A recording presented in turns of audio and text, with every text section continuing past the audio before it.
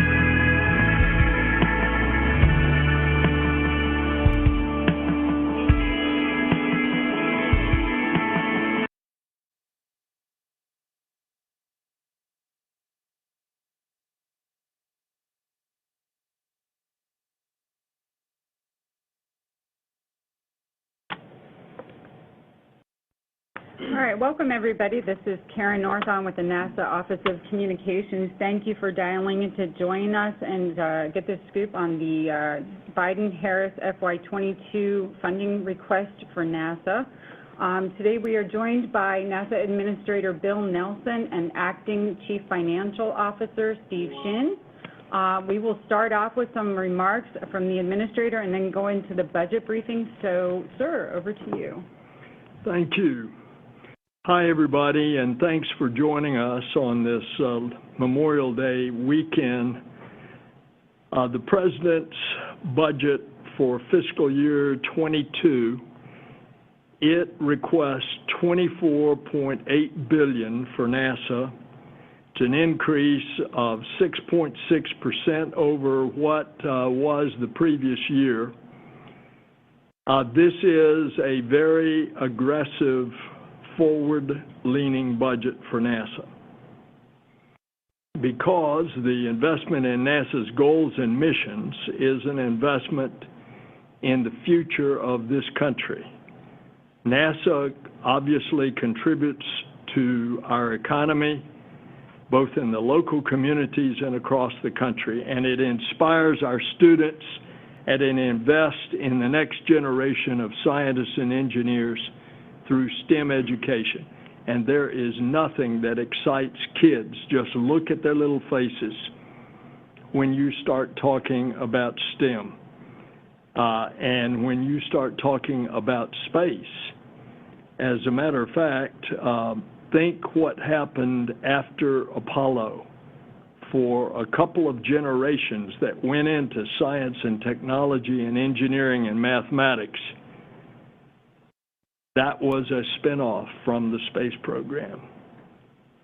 And NASA, a recognized agency, one that is very popular, one that projects soft power for the U.S., it is a considerable help to American leadership around the world. The President's budget request is recognition that NASA's missions contribute to the administration's larger goals for America. Climate change, promoting equity, driving economic growth, STEM, research and development, all of which equal jobs. It's the largest budget request for NASA science ever. The Biden administration is proving that science is back. The record funding in the science area will help NASA address the climate crisis and advance robotic missions that will pave the way for astronauts to explore the moon and Mars. And it will also allow NASA to build the next generation platform, the Earth System Observatory, an array of space-based satellites, instruments, and missions that will help give us a 3D view of Earth as a system. And that will inform our decision-making to prepare and protect our communities in the face of natural hazards. That was a part of the President's rollout of the discussion here in the formative days before hurricane season when he met over at FEMA last Monday. This budget also gives NASA the resources to advance America's bipartisan Moon to Mars space exploration plan. And it keeps us on a path for regular cadence of Artemis missions to the moon. Under the Artemis program, America will land the first woman and the first person of color on the moon as part of this program. And this commitment is not just a statement, it is an action. And it is an example of how the U.S. will continue to lead the way globally. not just in exploration, but also in equity and also in transparency.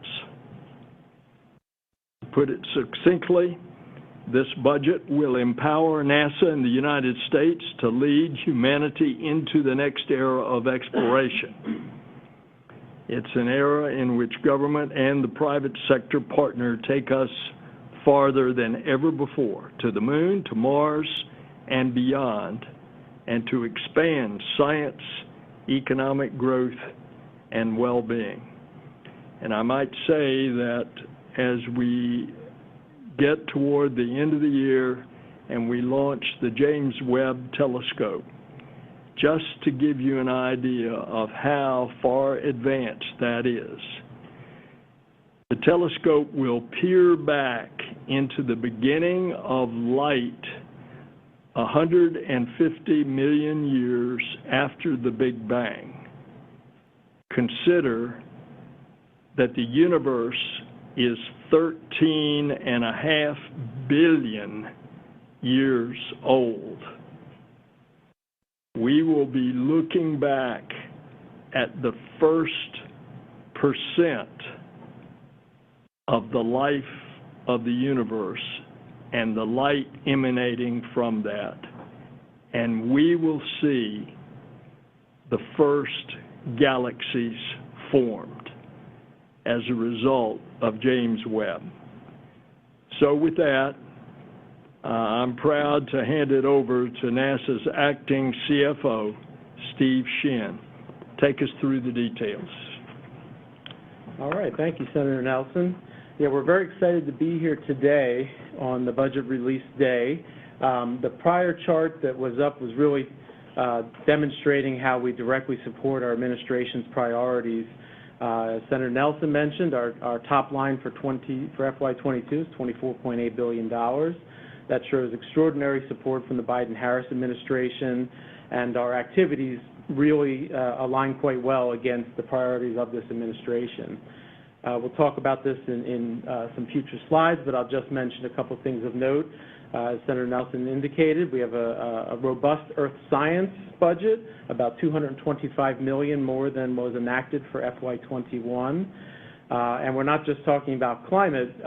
When we talk about climate, it's not just earth science. Aeronautics plays a huge role in addressing the climate crisis, partnerships for green aviation, improving overall aircraft efficiency.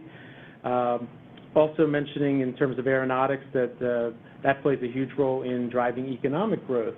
The airline industry generates about $1.7 trillion of impact to the United States economy. And obviously through NASA, we're a leader in green aviation, advanced space technology, and even encouraging small businesses' success. So the chart that you see on the screen now, Artemis is our sort of introductory slide, landing humans on the moon. I think one of the most exciting parts, but certainly not the only exciting part of this budget, is the strong support for Artemis and NASA's efforts on the moon to land the first woman and first person of color on the lunar surface. These charts are showing you a regular presence on that lunar surface and a regular cadence to those missions. Everything in the picture that we saw on slide 3 is in the current budget request. What's also important to note is not everything that was on that prior chart is human exploration related. Science as well as space technology are all working toward that common goal. Again, the picture that was on that chart is showing the Artemis missions and how their cadence is planning to go. You'll notice in the upper right that Artemis missions 3 to 5 include that cislunar buildup, as well as an initial crew demonstration landing with the human landing system. And there's a number of factors that are going to contribute to how we're going to get to the moon. What we have really enjoyed at NASA thus far is extraordinary bipartisan support for all of NASA's portfolio, including the Artemis and lunar activities. So we're looking forward to continuing that as we go forward through our initial crew demonstration landing and into the human landing system. When we were talking about the Artemis base camp buildup, The important thing to mention there is it's looking to move from capabilities to sustained operation. Our industry partners as well as international participation is really important and critical as we achieve a regular cadence of missions.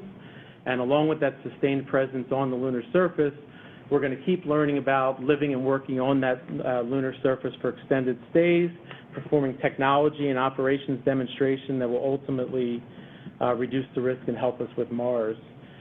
So we are so excited to talk about the numbers. We had it on the screen. It went away for a moment. Slide 5 is our actual agency president's budget request.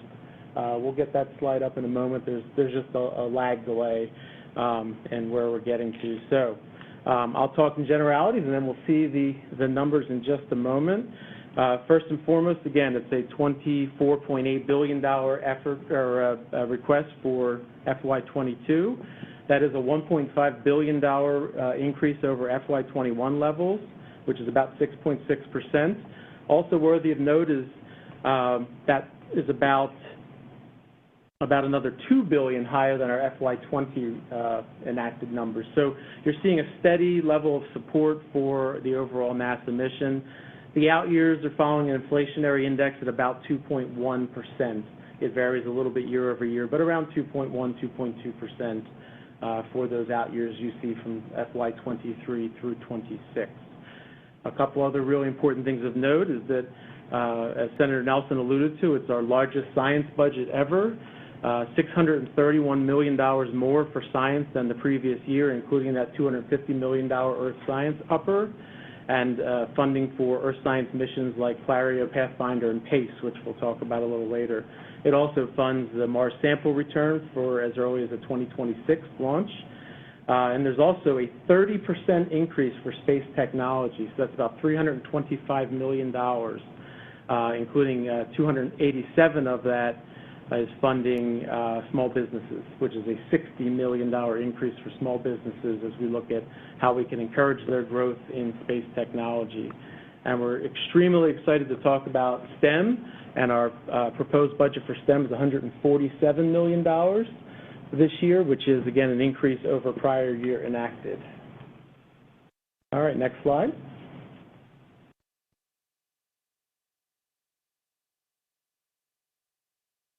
So what's coming up next is the launch manifest, and the good news is while we're waiting for it to come up, you can't really read the numbers anyway, but that's okay. The purpose of this chart is just to show, NASA's profound launch manifest that we've got going on right now. Just in FY22 alone, there's 25 plus missions that will be on our launch manifest. Artemis 1 and the first flights of SLS and Orion, the first CLPS mission, which are lunar missions to the lunar surface. The James Webb launch, as Senator Nelson alluded to. It'll also have the first crewed flight of the Boeing Starliner. And we're also really excited that NASA's back in the X-plane business with not one but two new X-planes, the X-57 and the X-59. And FY23 is going to be as busy as it is for FY22. It'll include the first flights of our third partner to deliver essential cargo to the ISS. That's the Dream Chaser from Sierra Nevada. And this manifest also shows you a regular cadence of 4 Artemis missions through 2026 and a total of 40 Moon to Mars missions in that time frame. So the chart is up on the screen now. What you see is the bottom highlighted in yellow are our various lunar or Moon to Mars missions, and then some cadence of science and low Earth orbit missions beside that. Also worth noting on this chart is that there are several reimbursable missions for our partners at NOAA that are listed on this manifest. As many of you know, for more than 5 decades, NASA has worked collaboratively with NOAA, even when it was called the Weather Bureau prior to being established as NOAA. And we help them create environmental satellites that have been integral to life-saving weather and climate forecasts for the United States. So an amazing partnership there, and we're looking forward to those future launches. Next slide. Okay, folks, just on the line, I just want to flag that we are experiencing a slight delay between next slide and the slide actually appearing. So if you would like to follow along, going through the presentation yourself, if you go to www.nasa.gov/budget, and you can download the chart deck there. Okay, so we're going to start on the account summary details. So we'll move to slide 8 when you're ready on the screen. And what you'll see here is actually the highlighting of the accounts that we're going to talk about on that following slide information. So when you see it, you'll notice that the dark blue lines represent what we call appropriations accounts. And then the white areas are actual themes. So that'll get you oriented. The first one we're going to talk about is exploration. And when we talk about exploration systems development and exploration research and development, which are those two lines you see in white, $4.483 billion and $2.4 billion respectively. Exploration systems development is going to be funding the backbone of all of our transportation, including the SLS, which is the most powerful rocket ever built. The Orion that's going to be keeping our crews safe for exploration beyond LEO and deliver them safely back to Earth, and then also the exploration ground systems that are needed to integrate and launch SLS and Orion. On the exploration research and development side, that's going to fund the systems that will explore the moon after the ESD delivers us there. That includes Gateway, which will be in the lunar orbit, the human landing system to transport our crews to and from the lunar surface, and then surface systems including power, spacesuits, habitats, and mobility. So a lot of exciting things in this particular budget line. So if we go to the next slide, we can show a little more detail. So as I mentioned, this account includes Orion, SLS, and EGS for a total of $4.483 billion. Pause for the lag for just one moment to see if it catches up. I will mention, you can see it on the slide, it may still be on your screen right now, is that it looks relatively flat, but essentially what it's looking at is that we decrease in the out years as we transition from development to production and operation. So that is what we'd expected. Also in this line items budget, for the first time ever in the President's budget request, we're funding Block 1B for SLS, and that's in that $2.487 billion line that you see there. So again, I mentioned most of these numbers, but $1.4 billion for Orion, $2.4 billion for SLS, and then $590 million for the EGS systems. Next slide.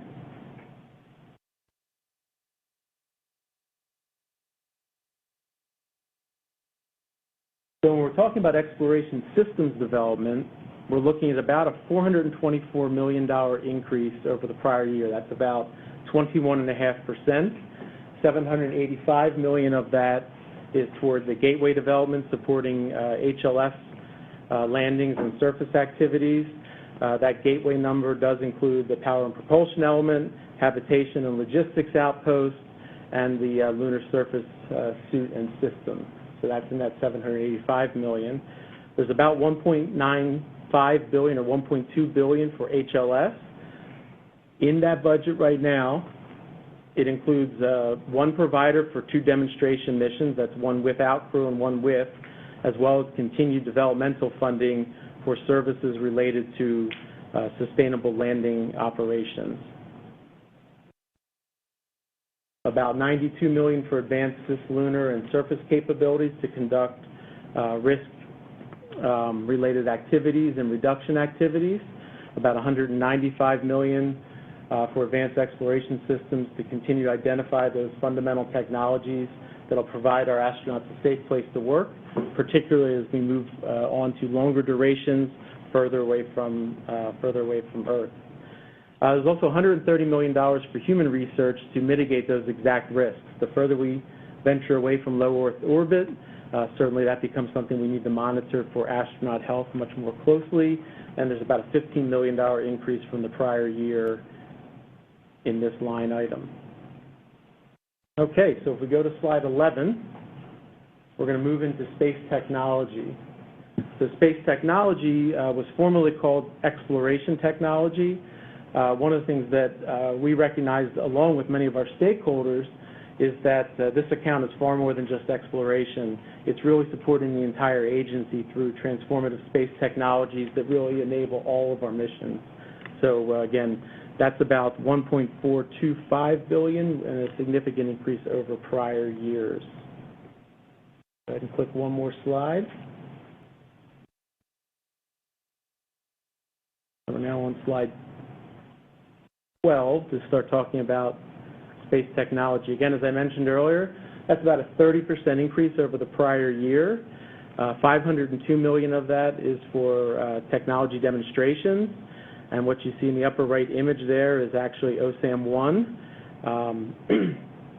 And also in that budget, it's going to include things like cryogenic fluid management, fission surface power.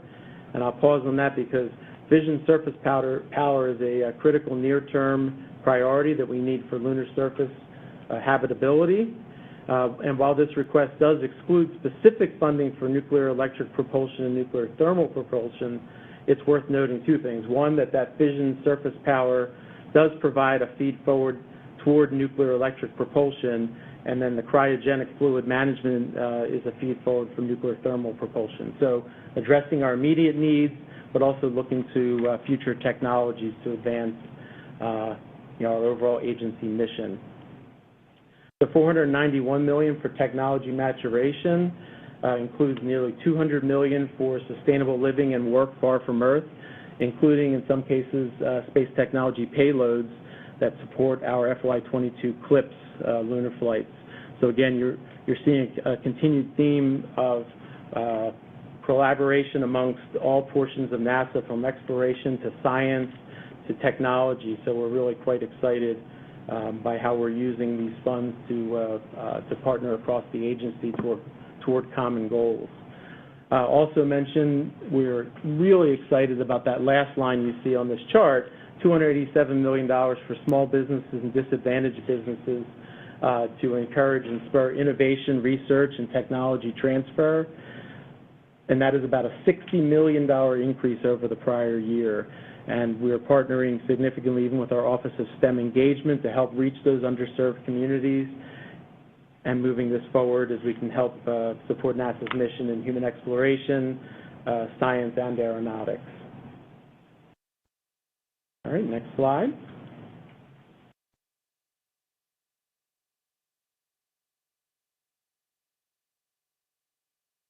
Next up is space operations, and that's going to include our human exploration activities in LEO, of course with the ISS, the transportation needed to deliver crew and cargo to and from the space station, as well as funding our partnerships with industry to develop commercial destinations in LEO. So this account also funds space and flight support, so that's providing that critical, essential support for flight activities across the agency. So what you see on this summary chart with the items that are bolded is the ISS, that's space transportation, space and flight support, as well as commercial LEO development. If we go to the next slide. Digging a little bit deeper into that space operations number, says pausing for dramatic effect. The first number up is the International Space Station, which is funded about planned at about $1.32 billion.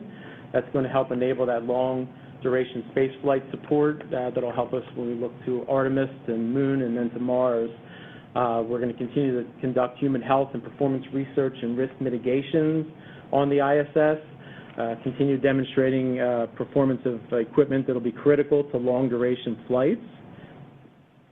Of course, the ISS continues to focus as well on science, enabling the development and advancement of a litany of different scientific instruments, including the Clario Pathfinder, which we mentioned earlier, which will be hosted on the ISS. It also supports focus areas through the use of the National Laboratory by expanding the number of researchers and companies using the ISS and helping to enable those new public-private partnerships. Also worth noting that this budget provides for ISS operations to assure that there's no gap in low Earth orbit until commercial LEO destinations are available. We'll go to the next slide, which is slide 15. And we'll talk about space transportation. So about $1.7 billion, and it continues the NASA's partnership with the U.S. Commercial space agency industry, transporting astronauts safely and reliably and affordably from American soil to the ISS. In this time frame, we've had the first operational commercial crew service mission, which was the SpaceX Crew 1 flight on November 15th, 2020, which returned on May 2nd, 2021. And then SpaceX Crew 2 launched April 23rd of this year. This will support the second test of Starliner in 21 and the first crewed services flight test in 22. It will also support the first cargo delivery flight for the Dream Chaser in 23.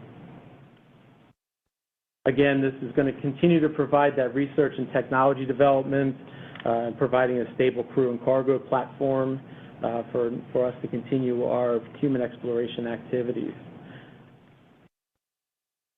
The last bullet on this slide is also important to mention that the suborbital crew activities will work to develop a system qualification process that's going to enable NASA personnel to leverage those capabilities as we move forward. We'll go to the next slide.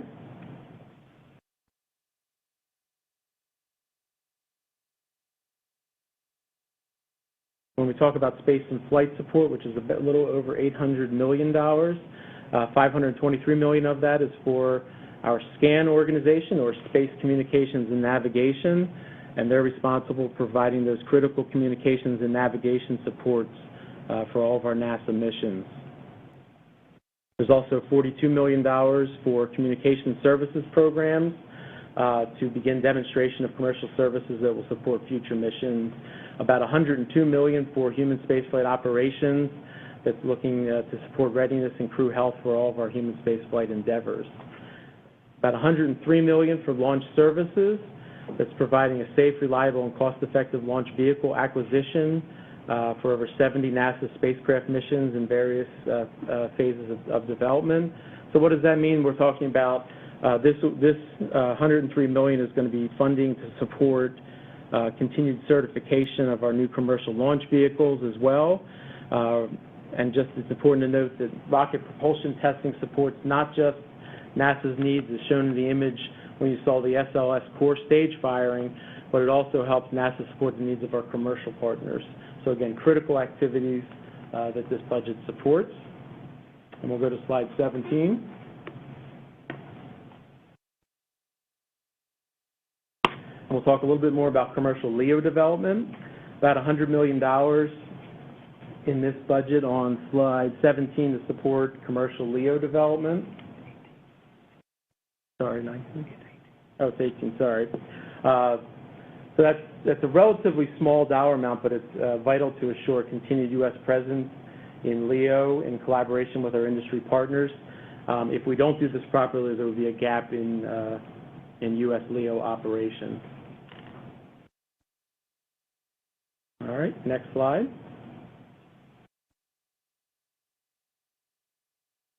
Now we're going to move on to science. Again, we'll cover it in the details that follow.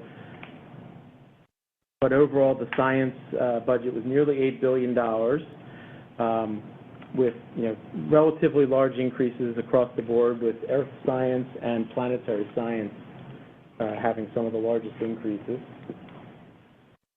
Slide 19. Yeah. So we're on slide 19, and now we're going to go to slide 20. And we'll talk about earth science first.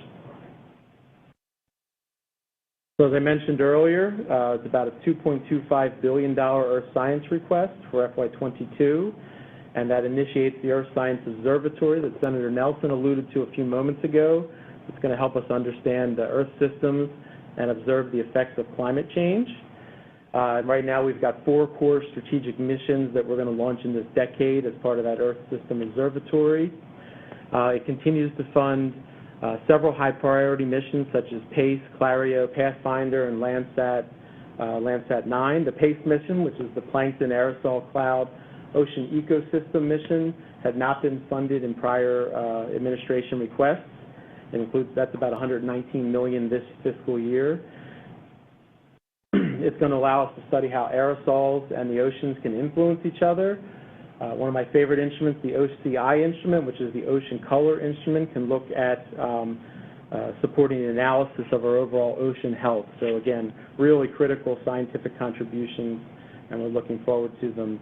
Clario Pathfinder has funded about $18.5 million in this request, and again, in prior requests that had not been included. That one's measuring the complete spectrum of radiation from the sun as reflected by Earth.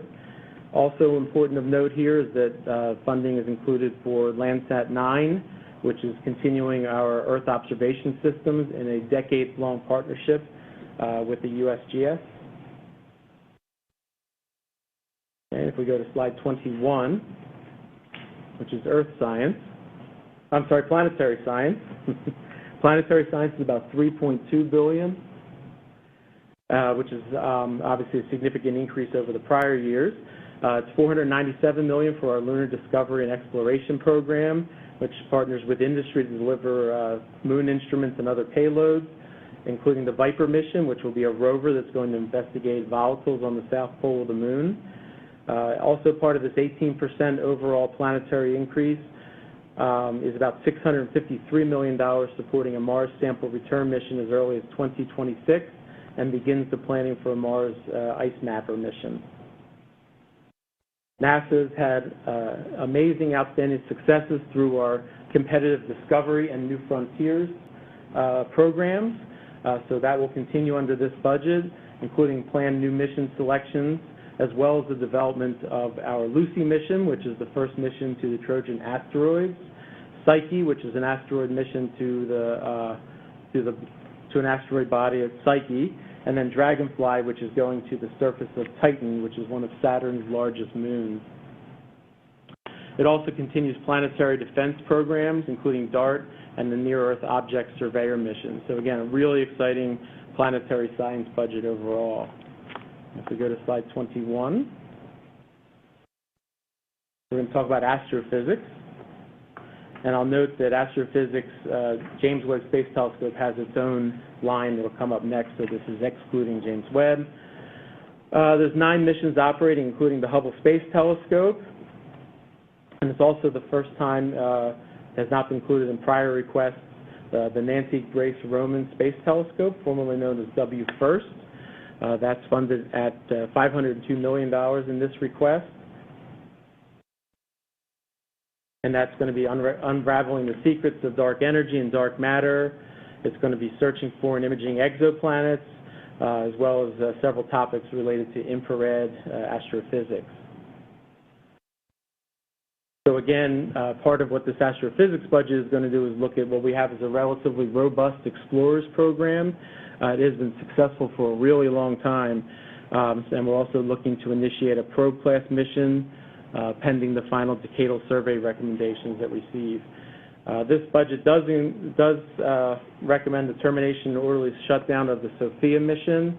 It has completed its primary mission, and funding has consistently been added back by Congress, but it is, in terms of dollars and analysis, it's the second most expensive operating mission in astrophysics, and the goal is, again, focusing on that higher priority science that we've been pointing out thus far. All right, next slide, which is slide 23. Heliophysics is next.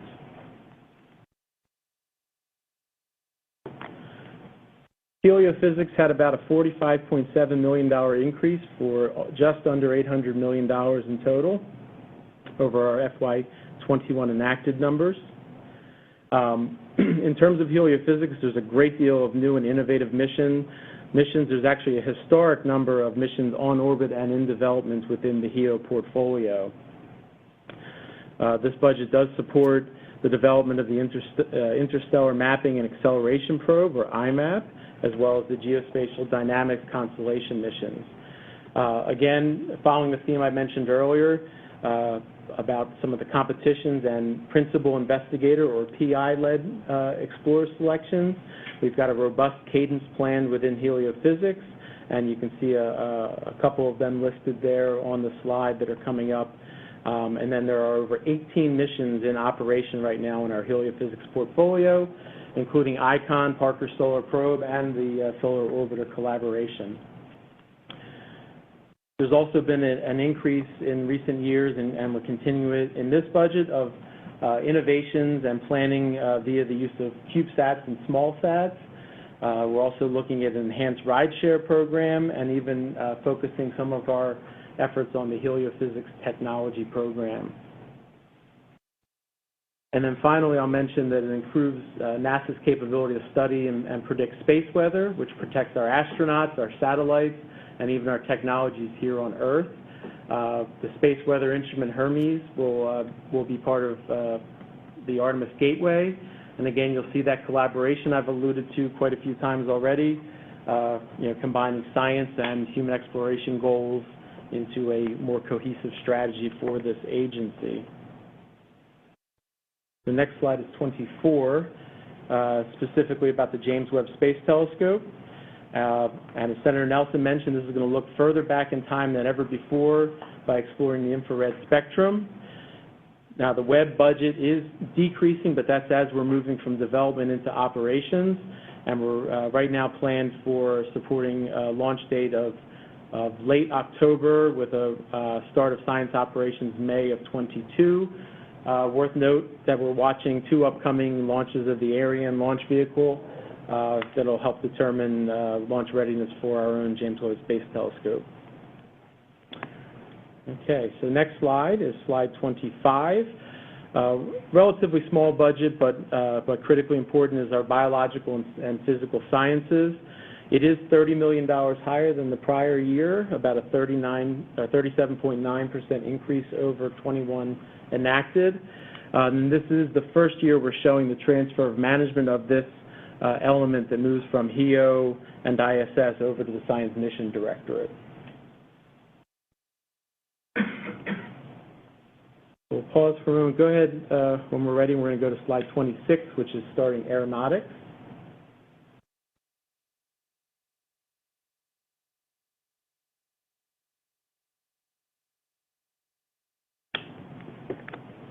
And aeronautics is currently budgeted at about $914 million.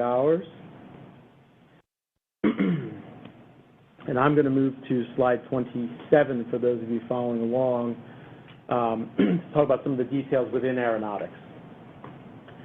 So within aeronautics, about $302 million is for the integrated aviation systems that are going to support the X-59 low-boom flight demonstrator and the X-57, as well as early designs on a sustainable flight demonstrator. When the pictures come up, you'll notice that the first one in the upper right is the X-59 low-boom demonstrator. In the bottom picture showing a rendering of a potential subsonic flight vehicle with a truss brace wing. These are advancements that are going to help the U.S. maintain strong competitive positioning in the global aviation industry. $244 million of this budget is for advanced air vehicles to conduct research to meet our long-term civil aviation needs, as well as more efficient aircraft and propulsion technologies that will help reduce our overall carbon footprint. $148 million for transformative aero concepts. There's $105 million for advanced airspace operations and safety, where we work with the Federal Aviation Administration to modernize and transform our national air traffic management system. And I'll mention that there's $117 million for aerosciences evaluation and test capabilities, which supports critical national ground test infrastructure. And finally, there's an overall $86 million increase over that 21 effort, as I mentioned, that's going to continue to accelerate green aviation initiatives across all of these programs. So again, tremendous alignment to the Biden-Harris priorities, and we're really excited to move forward in these efforts. Okay, so if we go right to slide 28 into 29, we're going to talk about STEM engagement. So this is exciting for a number of reasons. the first of which is the first time in several years that STEM engagement has been proposed in the administration's budget request. So we're really excited to have it here for us to talk about. Second is our actual focus, where we're looking to go with that budget. And third is that it has increased over prior enacted years. So the STEM budget overall is about $147 million now. Again, about $20 million over the FY21 enacted areas, with really notable increases in both space grants as well as Europe, which are our minority-funded internship programs. So we're really looking to invest heavily in the next generation of scientists, engineers, technologists, mathematicians, explorers.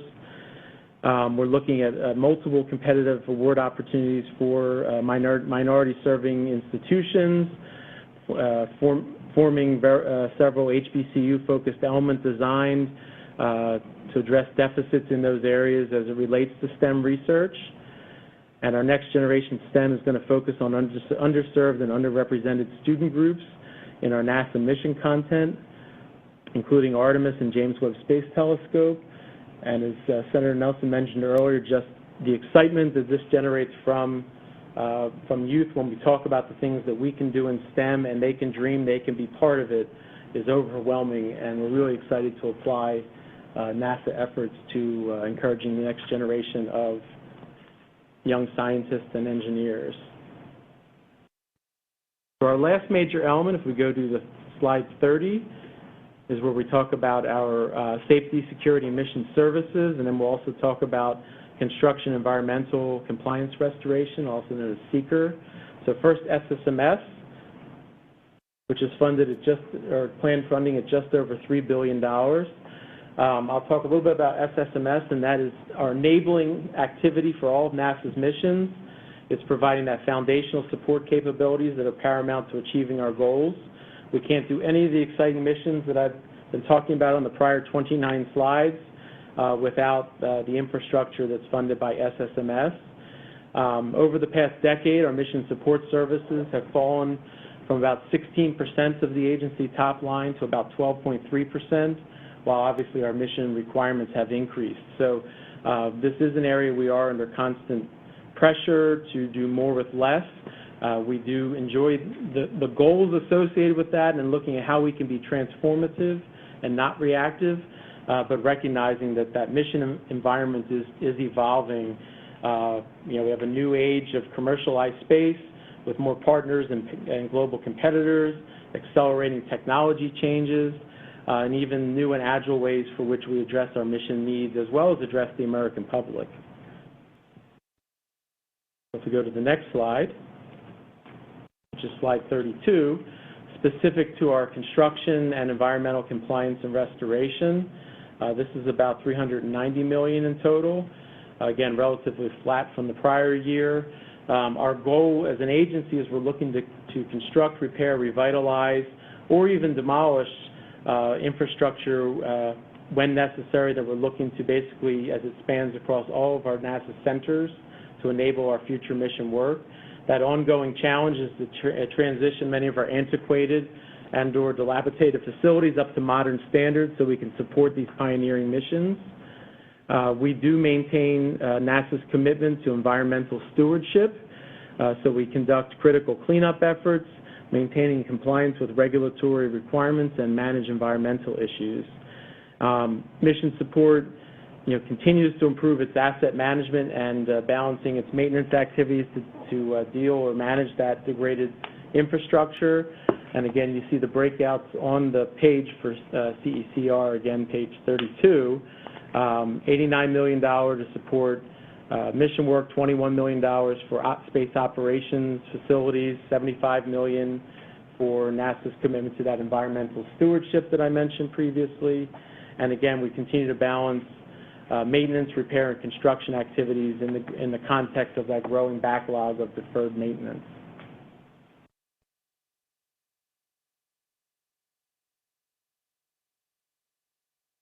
So I'm going to close out on slide 33, reiterating a couple of the points I made earlier. Is that one, this overall budget, we are excited to be presenting it. It has significant investments in climate research and our science programs. It partners with U.S. industry to build the human landing system, to land the first woman and first person of color on the moon. It enhances our NASA and U.S. competitiveness in the global aviation industry, fostering green aviation, as well as the flights of 2 new X vehicles.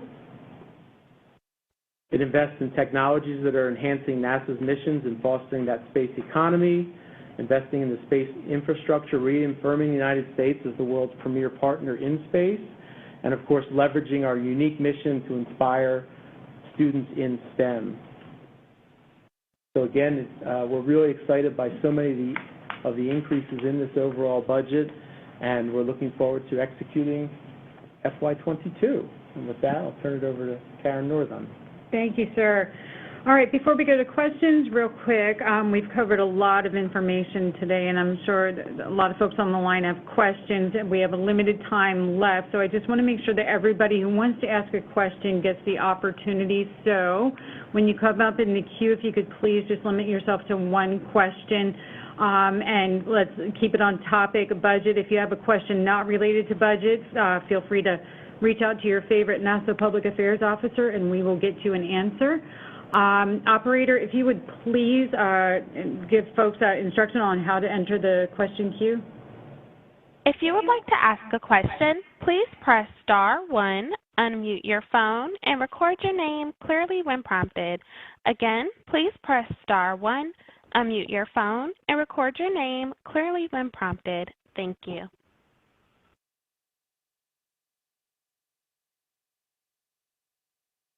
And we'll go ahead and get started with Jeff Faust with Space News. Good afternoon. Question about the Human Landing System budget. You're requesting nearly $1.2 billion for that in FY22. Is that based on the assumption that you would have the one Option A contract that you have previously awarded? And what would happen if you are directed by Congress or by GAO or whatever to make a second Option A award? Thanks. Well, that is exactly right, what you just said. That is based on the budget award. There has been expressed, as you have seen, as the committees have been deliberating. Indeed, there is the NASA authorization bill that's on the floor of the Senate right now, in the Frontiers bill, and the authorization for the Human Landing System over 4 years, as put in by the Senate Commerce Committee, is $10 billion. That would be over the President's budget of approximately $7.8 billion over 5 years. Or about $7 billion over 4 years. So it has been, in no uncertain terms, expressed to me by members of both the House and the Senate that they want a competition for the remaining lander contracts that will occur over the course of the decade following the first demonstration flight, which is thought to be in 2024. Now, I know your next question is going to be, what about 2024? Space is hard. As you know, as you see the development of various space systems in the past, there have been delays. When you go further and further away from the Earth with new technologies, we have seen historically delays. Will they occur? I can't answer that question. I know the goal is 2024, but I think we have to be brutally realistic that history would tell us, because space development is so hard, that there could be delays to that schedule for the first demonstration flight of landing humans and returning them safely to Earth. Thank you, sir. Next on the line is Marcia Smith with Space Policy Online. Hi, can you hear me? Yes, ma'am. Okay, I actually have a very narrow question about the commercial crew budget. There's $154 million in there that's above and beyond the $1.6 billion, which I gather is to pay for the actual services. And I'm curious, what is the $154 million for? And does that go to SpaceX and Boeing, or is that to companies that might want to compete in the future? Yeah, that's actually for the program management. So that's for the NASA management line to manage those efforts that you see on the previous line. So that's the all the things that we do here at the agency in support of those missions. All right, Ken Kramer with Space Up Close. You are up next. Go ahead. Oh, wow, thank you. Well, first of all, Bill, congratulations on becoming NASA administrator. My question is, maybe you could talk about the lunar rover that we hope to have for the Artemis 3 mission. When will you put out an RFP for that? And do you hope to have a rover of any type for Artemis 3? Thank you.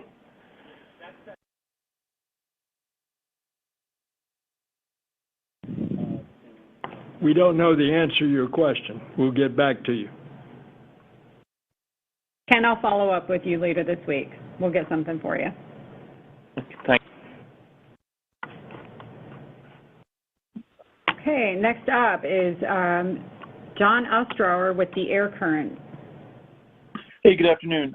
Hoping you can elaborate a little bit more about the Sustainable Flight National Partnership that you're putting forward for the potential demonstrator program for FY 25 and 26.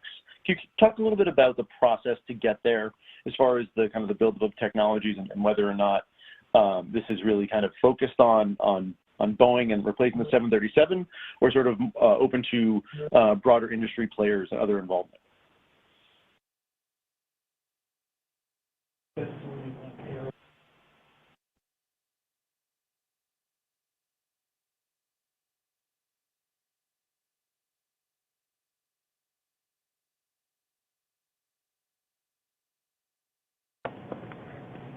Yeah, we can get back with some further details, but it is not aimed at a specific provider, but it is the next generation of aircraft management.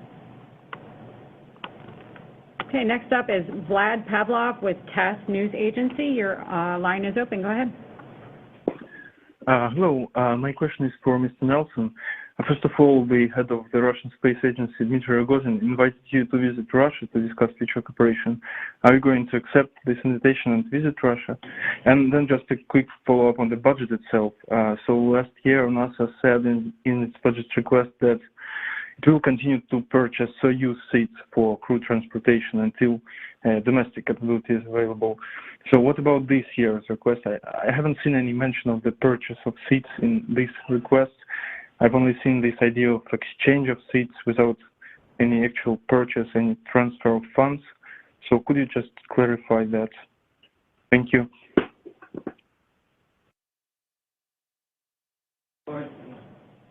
I will answer your first part about am I expected to attend the conference in St. Petersburg, Russia. And yes, I am planning to do that virtually, and I look forward to that, and I understand that I will be on a panel. Your next question of several was about the relationship. I think the relationship between Russia and the U.S. in space has been exceptional ever since in the Soviet Union a Soviet spacecraft and an American spacecraft rendezvoused and docked, and the crews lived together in space for 9 days. and we have been cooperating in space ever since. We built the International Space Station together. Russia is a vital partner to the space station, and I expect Russia to continue. And I look forward to our discussions about the continuation of that extraordinary relationship in times when things might be a little more difficult on the face of the earth. We seem to be getting along pretty good in space. And the last piece I'll add to that was the question about Soyuz seeds. This budget doesn't have any planned purchase of Soyuz seeds. However, we still have reciprocity agreements for us on your vehicles and vice versa. So again, no planned Soyuz purchases, but we still have the planning to use those vehicles either way. All right, thank you, gentlemen. Well, we have gotten to the end of our time. I just want to remind folks that budget materials are available on www.nasa.gov/budget. If you have follow-up questions, feel free to reach out to me at karenorthon@nasa.gov. And thank you all for joining us today, and I hope you all have a great Memorial Day weekend. Operator, if you could please give folks information on how to access the instant replay. Thank you. If you would like to access the instant replay, please dial 888-568-0161. Again, 888-568-0161. All participants may disconnect at this time. Thank you.